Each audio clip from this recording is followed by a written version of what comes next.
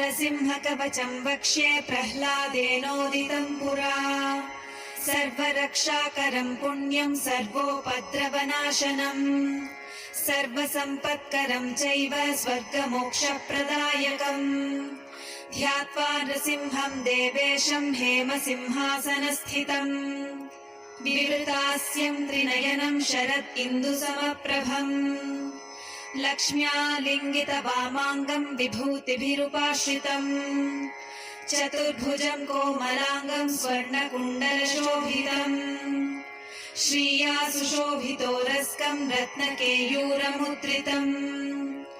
तप्तकाञ्चन सङ्काशं पीतनिर्मलवाससम् इन्द्रादिसुरमौलिष्ठ स्फुरन्माणिक्यदीप्तिभिः विराजितपदद्वन्द्वं शङ्खचक्रादिहेतिभिः गरुत्मता च